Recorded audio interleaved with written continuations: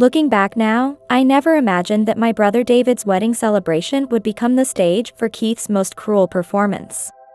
That sultry summer afternoon still burns in my memory, as clear as yesterday.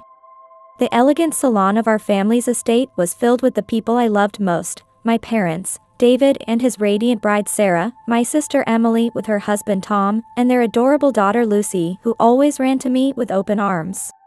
Keith's family was there too, his parents, and his sister Rebecca with her little girl Emma, who had always been so fond of me since I taught her to make daisy chains in our garden last spring. The air was thick with the sound of clinking china and overlapping conversations, a deceptive symphony of happiness.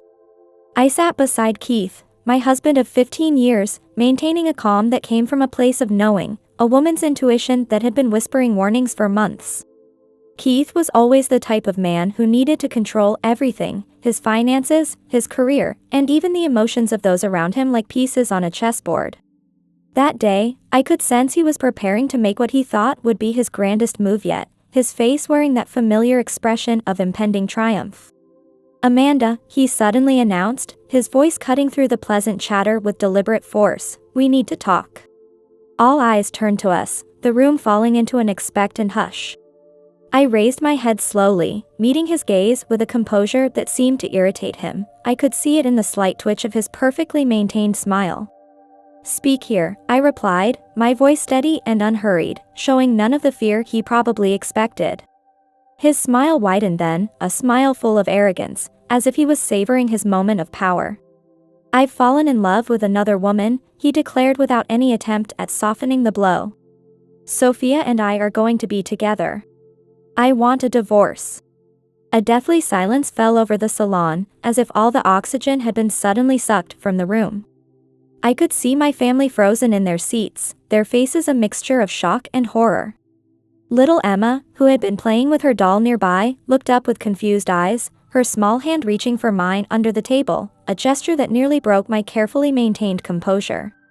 Everyone seemed to be holding their breath, waiting for an explosion of emotions that never came. Instead, I just sat there, my hand gently squeezing Emma's, protecting her from the tension that had suddenly engulfed our family gathering. I tilted my head slightly, meeting Keith's eyes with unwavering steadiness. "I know," I said, my words as sharp and cold as a blade of ice. Behind me, I could sense my mother's sharp intake of breath, and my father's hand tightening on the edge of his chair. David, my brother, half rose from his seat, his new bride Sarah holding onto his arm with trembling fingers. Emily, my sister, pressed closer to her husband Tom, their faces a mirror of disbelief and anger. Keith's momentary shock at my calmness was visible, though he quickly tried to regain his control, or at least he thought he did. "So you agree then?" he declared with smug certainty, clearly expecting me to beg or argue. My gaze remained steady as I replied, "Yes, I agree. If you want a divorce, let's divorce." In that moment, everyone in the room seemed to hold their breath. Keith's mother covered her mouth with her hand, while his father stared at the floor, unable to meet anyone's eyes. Rebecca, Keith's sister, pulled Emma closer to her, as if trying to shield her daughter from the tension in the room. I felt my lips curve into a slight smile, not one of sadness or irony, but the smile of someone finally breaking free from their chains. "But I have one condition," I continued. Keith raised his eyebrows in surprise at this unexpected turn. "Name it," he said dismissively, clearly thinking it would be something trivial he could easily handle. "Never appear in my life again," I stated, my voice firm and final. "Not a word, not a visit, never again." Keith blinked in confusion, as if my words made no sense to his perfectly ordered world. He had expected tears, screams, a melodramatic scene, but here I was, accepting divorce as calmly as one would accept a change in weather. "You're joking," he laughed nervously, trying to ease the tension. "Never seeing each other again, that's what you want?" "That's exactly right," I answered, looking deep into his eyes. "And you'll want the same, Keith, believe me," I added, my final words hanging in the air like an omen he couldn't yet comprehend. Later, my home felt emptier than ever before. Nothing had changed physically, all the furniture and belongings remained in place, but the silence echoed differently. The pain was there, quiet but present, in every corner, in every controlled breath I took. I didn't cry, I didn't scream, and there was no visible despair, only a thunderous silence that seemed to swallow everything around me. In the kitchen, Jessica, my friend of 20 years, watched me quietly as I prepared dinner as if nothing had changed. The late afternoon sun filtered through the bay windows, casting long shadows across the granite countertops where I methodically chopped vegetables for a meal I wasn't even sure I could eat. Finally, Jessica broke the silence that hung between us like a delicate crystal about to shatter. "How are you handling this?" "I would have fallen apart in front of everyone," she said, her voice thick with sympathy and confusion. I paused for a moment, then continued cutting vegetables with the same measured rhythm, not looking at my friend as I answered. "What would falling apart accomplish? What would it change?" My voice was low but steady, carrying no trace of bitterness, only raw acceptance that Jessica couldn't quite comprehend. "But doesn't it hurt? He was cruel, Amanda. I was there. He humiliated you in front of everyone, and you just accepted it." Jessica struggled to contain her own emotions, as if she were feeling my pain in my place. I turned around slowly, wiping my hands on a kitchen towel, my eyes holding a serenity more unsettling than any tears could have been. "Of course it hurts," I said, gently touching my chest, right above my heart where the ache pulsed like a second heartbeat. "But I won't give him the power to destroy me. What he's done is enough," I continued, my voice growing stronger with each word. "I choose how I react." Jessica fell silent, at a loss for words, wanting to understand but sensing there was something in my demeanor, something that suggested that acknowledging the quiet depth of my pain might be more important than trying to fix it. The kitchen clock ticked steadily in the background, marking time as it always had, as it always would, regardless of how our lives had been appended. Meanwhile, just a few miles across town, in an elegant penthouse overlooking the city lights, Keith was experiencing something entirely different. The luxurious home he shared with his mistress Sophia no longer held the vibrant energy it once did, the rooms feeling somehow hollow despite their expensive furnishings. Keith could feel the control he thought he had over everything slipping through his fingers like fine sand, and his growing agitation was becoming more apparent with each passing moment. She didn't react, she didn't scream, she didn't cry, she did nothing, he snapped in frustration, pacing the polished hardwood floors of their living room. Sophia, sprawled elegantly on their Italian leather sofa, barely glanced up from her phone, her indifference becoming more pronounced with each passing moment. Maybe she already knew, Sophia replied with casual detachment, her perfectly manicured fingers continuing to scroll through her social media feed. There was something in her voice, a subtle note of dismissal, that cut deep into Keith's already wounded pride. "She doesn't understand," Keith thought as he suddenly sprang to his feet, beginning to pace the room like a caged lion. "She should have screamed, there should have been something," he gestured wildly, each movement betraying his growing discomfort. Sophia merely shrugged her shoulders, not even bothering to look up from her phone, her disinterest in his emotional turmoil becoming increasingly apparent. "Maybe she's stronger than you think, Keith," she commented offhandedly. Those casually spoken words hit him like a physical blow, reverberating through his carefully constructed world with the force of a sledgehammer. The crystal tumbler in his hand suddenly felt heavy, the expensive bourbon inside untouched as he struggled to maintain his composure in the face of this unexpected challenge to his authority. In the days following Keith's dramatic announcement, my home became my sanctuary, where silence wrapped around me like a protective blanket. Friends and family came to visit, their faces a mixture of concern and curiosity. Some brought casseroles and words of comfort, while others couldn't hide their probing glances, trying to understand how I could continue my life without any public display of distress. My mother, who had always been a woman of few but meaningful words, finally confronted me one crisp morning on the terrace. The antique wicker chairs creaked softly beneath us, a sound that had been part of our mother-daughter talks for as long as I could remember. "Are you really okay, Amanda?" she asked, her weathered hands clasping her coffee cup tightly. "I just don't understand how you can be so composed through all of this." I gazed at the horizon, watching the steam from my coffee rise slowly into the cool morning air, dancing like memories I was learning to release. "I made a promise to myself," I said softly, feeling the weight of my own words. "I won't let this pain define who I am, Mom." I'm going to live by my own choices now, not by what he did to me." Mother shifted in her chair, a subtle movement that spoke volumes of her concern, but she remained silent. She had always known me better than anyone, understanding that beneath my silence, a battle was raging, one that I needed to fight on my own terms. The familiar scent of her lavender perfume mixed with the morning coffee reminded me of all the storms we had weathered together, yet this one was mine alone to face. The wounds were there, raw and deep, but I chose not to display them like badges of victimhood. During those first few months after the divorce, pain became my constant companion, as familiar as my own heartbeat. Yet I carried the weight of my decision to accept the divorce without hesitation, with a dignity that surprised even me. Each morning, I would wake up and choose strength over bitterness, growth over grief, and slowly, I was becoming someone new, someone stronger than the woman Keith had left behind. Keith felt invincible, his choice of Sophia seeming like the ultimate victory in his carefully orchestrated life. At every social gathering and charity event in their affluent suburban community, they were the golden couple, wrapped in an aura of luxury and success that turned heads and sparked whispers of admiration. He had everything: the woman he desired, the prestige he had always craved, and that intoxicating sense of control he couldn't live without. His divorce from Amanda was merely a footnote in his mind, something to be overcome and buried beneath the glittering surface of his new life. Sophia was stunning, her presence beside him at every social event a testament to his success, and he reveled in the attention they commanded. But slowly, almost imperceptibly at first, things began to change. The nights with Sophia grew shorter, her dazzling smile appeared less frequently, and her excuses became more elaborate and frequent. He noticed the hushed phone conversations that ended abruptly when he entered their luxurious penthouse, the cancelled dinner plans, and the mysterious meetings that seemed to multiply. One evening, as Sophia prepared to leave for yet another urgent appointment, Keith sat at their marble dining table and asked, "Is everything all right?"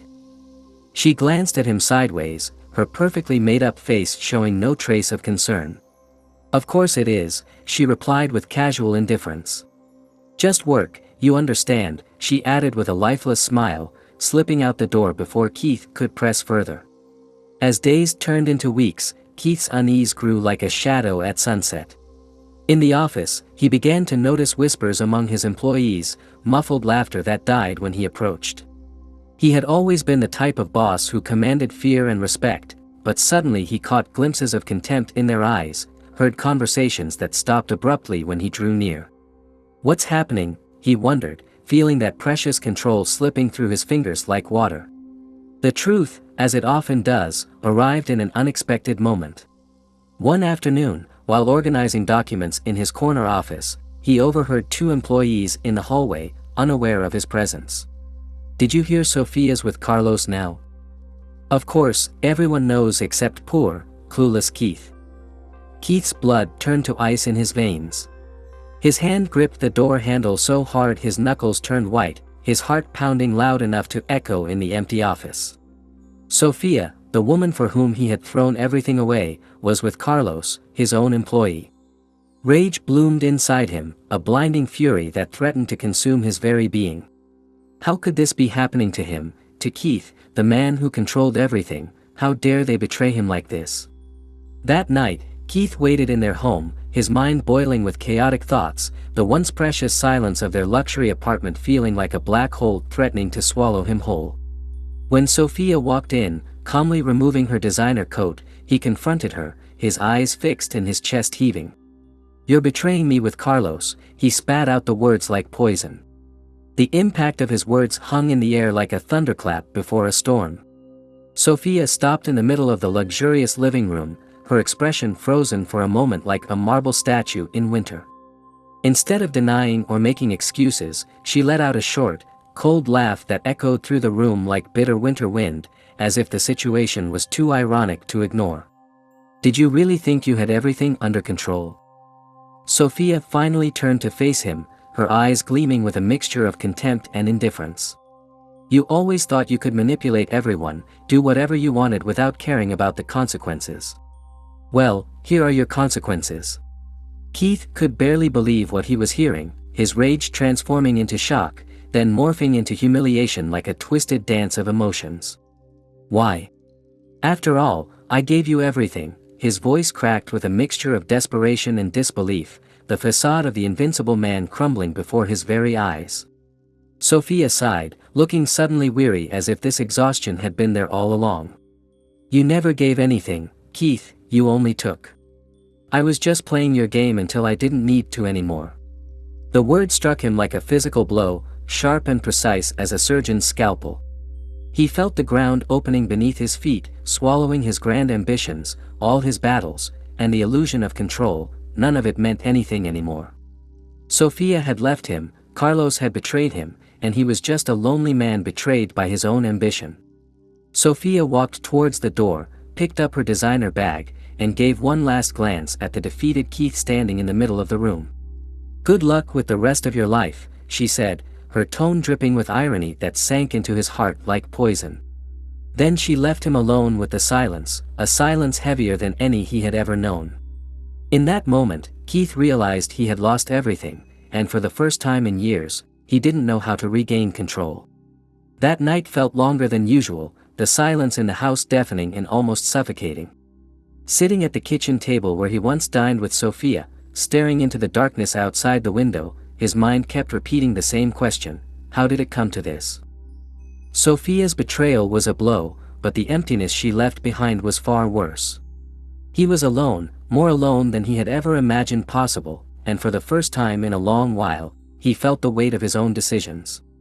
He picked up his phone, Amanda's number still there, undeleted, as if waiting for this moment of need.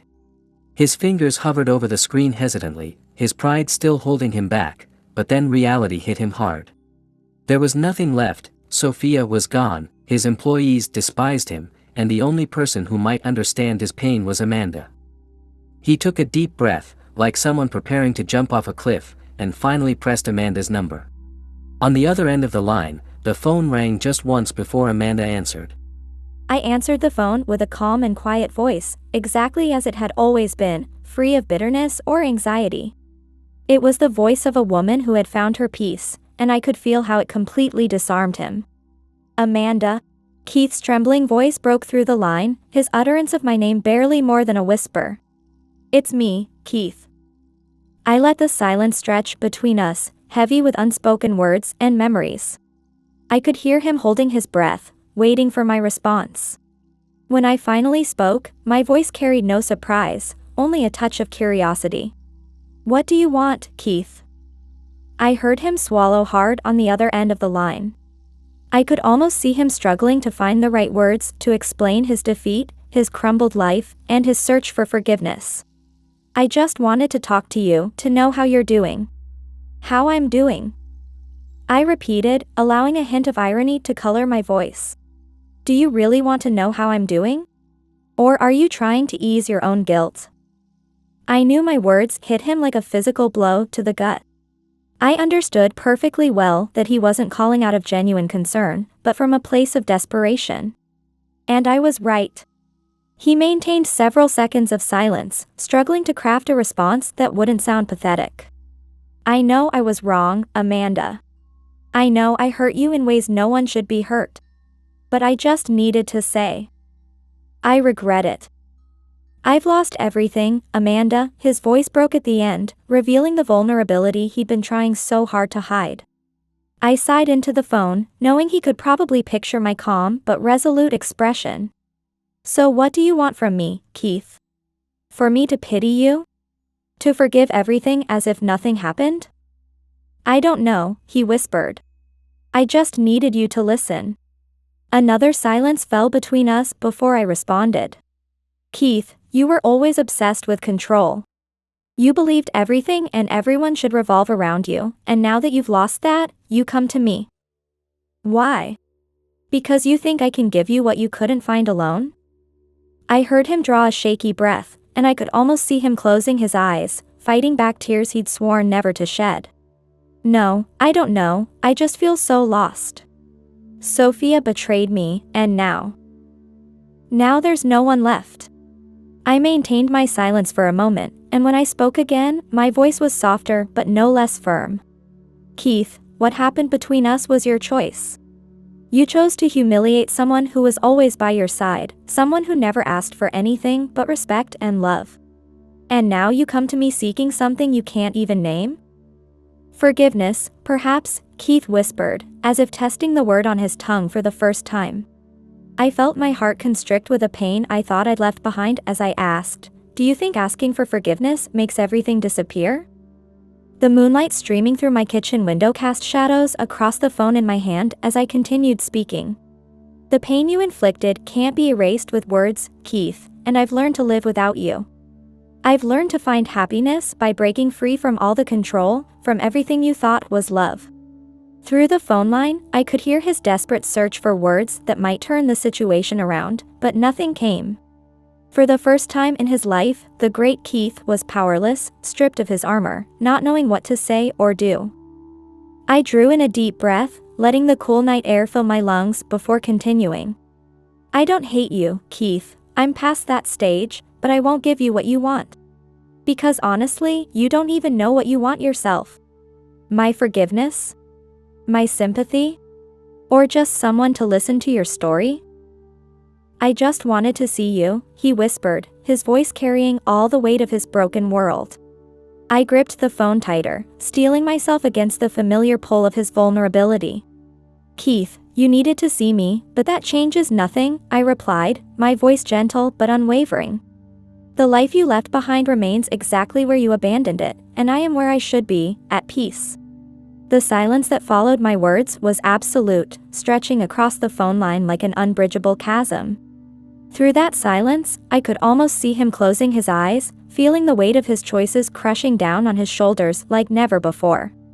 The grandfather clock in my hallway ticked steadily onward, marking the moments of this final conversation between us.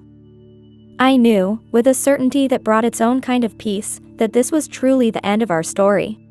The next morning dawned peaceful and bright, the gentle breeze rustling through the leaves seemed to pause, as if nature itself was waiting for my decision. I stood at my window, gazing out at the garden where Keith and I had once planned a different future, where we'd planted roses that still bloomed despite everything.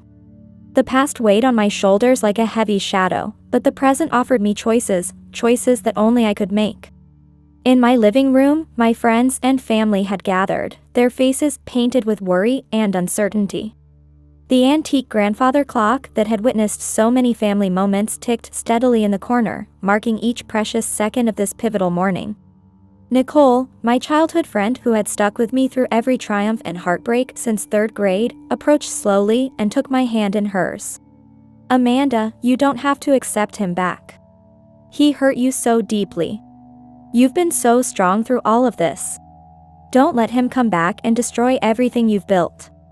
I turned to face her, feeling the mixture of serenity and pain swirling in my eyes. I know, Nicole. I know what he did, I said softly, my fingers absently touching the window pane. But what if he's changed? What if he truly regrets everything? My voice was barely above a whisper, carrying genuine questions that even I wasn't sure I wanted answered. Regrets? David, my brother, cut in with a firmer tone, his protective instincts flaring as they had since we were children. Amanda, regret can't erase the pain he caused you. It can't wash away the humiliation or the betrayal. He made his choice, and you have every right to move forward without looking back. I moved away from them, walking to the center of the living room, losing myself in thought. Keith's vulnerable voice from last night's phone call still echoed in my mind, haunting me with its unfamiliar brokenness. For the first time, he had seemed fragile, wounded, but was this vulnerability real, or just another attempt to maintain control? I closed my eyes, searching for clarity in the whirlwind of emotions surrounding me. Amanda, my mother's voice rose like a gentle wave through the silence she had maintained until now. I've watched you suffer, through sleepless nights and quiet tears, but I've also seen your strength, your ability to rise again. Whatever decision you make it for yourself, not for him. I nodded, feeling the weight of her words, knowing deep in my heart that my decision couldn't be influenced by anything but my own feelings. But what was I really feeling? Was there still love for Keith somewhere in my heart? Or was it just the lingering scent of a story that should have already ended? I remembered all the good times, the shared dreams, but I also remembered the pain, the abandonment, the feeling of being discarded as if I meant nothing. The sound of a car pulling up outside interrupted my thoughts. It was Keith. He had come. I felt my heart rate quicken as my fingers lightly gripped the doorframe. My friends and family exchanged tense glances, uncertain of what to expect. "Should we stay?" Nicole asked gently, her voice filled with protective concern. I shook my head firmly. "This is something I need to do alone." When I opened the door, Keith stood there, looking like a different man. His eyes held a sadness I'd never seen before, a vulnerability that contrasted sharply with the arrogant man who had once controlled my life. "Amanda," he began, his voice hoarse as if each word required tremendous effort. "Thank you for seeing me." I didn't answer immediately, just studied him, trying to see beyond the words, beyond the appearance, searching for truth. "Why are you here, Keith?" Keith sighed, lowering his head before answering. "I'm here because I need to be. Not like before. Not to control you or make myself feel better. I've lost everything, and only now have I realized that what was most precious in my life was something I already had." His words resonated within me, and I could feel the sincerity in them. But the pain he'd inflicted still burned, etched into every fiber of my being. "You had me," I replied calmly, though my voice was thick with pain. "And you threw me away like I meant nothing." "I know," Keith whispered, taking a step toward me. "I would give anything to undo it, to take it all back. But I can't. All I can do now is ask for one chance. A chance to show you that I've become a different person, that I've learned from my mistakes." The silence between us was heavy, charged with tension and expectation. I crossed my arms, fixing him with a steady gaze that made him step back slightly. "Why should I give you that chance, Keith? What can you offer me now?" Keith blinked, seeming lost for words. Then his voice came out low, almost pleading. "I have nothing, Amanda, nothing. Nothing except myself. And I know that might not be enough, but it's all I have to give you." I felt tears roll down my cheeks, but didn't try to wipe them away. "What do you expect, Keith? For everything to be forgotten? For all those nights I cried, all those days I felt broken, to just disappear?" He couldn't hold back his own tears as he shook his head. "No, I don't expect that. I just hope you can forgive me, not for what I did, but for who I'm trying to become." The wind blew gently, as if the universe itself was waiting for my decision. I took a deep breath, feeling the weight of everything I was about to say. "Forgiveness, Keith, isn't something you ask for, it's something you earn." With those words, I turned away, leaving him standing at the door as my words hung in the air like a quiet verdict. I watched the seasons change through my office window, each passing month feeling more like a step away from the shadows of my past. Life had taken on a different rhythm, measured not by the controlled beats of Keith's expectations, but by my own steady pulse of growth. The law firm I joined was thriving, and my work helping women navigate their divorces gave me a sense of purpose I'd never known in my previous life. One crisp autumn afternoon, as golden leaves danced past my window, Rebecca's number flashed across my phone screen. "Emma keeps asking about her Aunt Amanda," she said, her voice carrying a mix of hesitation and hope. The mention of Emma's name brought an immediate warmth to my heart. Some bonds, I had learned, transcended the wreckage of failed marriages. "I miss her too," I admitted, remembering the little girl who had squeezed my hand under that table so many months ago. "Keith? He's not doing well, Amanda," Rebecca added quietly. I noticed how the news didn't bring me any satisfaction or pain, just a calm acknowledgement of a chapter long closed. "We're having a small birthday party for Emma next weekend. She'd love to see you." I agreed to come, not for Keith's sake, but for the pure love I still held for my niece. The party was at Rebecca's house, carefully arranged so Keith wouldn't be there. When Emma saw me, her face lit up with that same innocent joy I remembered, untouched by the complexities of adult relationships. "Aunt Amanda, will you teach me to make daisy chains again?" We sat in Rebecca's garden, weaving flowers together as naturally as if no time had passed. As Emma proudly wore her daisy crown, Rebecca shared fragments of Keith's life, the company struggling, his reputation in tatters, Sophia seen around town with Carlos. But these details felt like stories from a distant land, one I no longer needed to visit. The next morning, I met James for coffee at our usual spot near the courthouse. He was another lawyer I'd met through my work, and his quiet strength and genuine compassion had gradually become a comforting presence in my life. "You seem different today," he noted, his kind eyes studying my face. "I saw Emma yesterday," I explained, stirring my coffee. "And it reminded me of something important, that love doesn't have to be painful to be real." James's hand found mine across the table, a gesture as natural as breathing. "Sometimes the universe has a way of returning what was stolen from us," he said softly. "Not the same thing, but something better, something we actually deserve."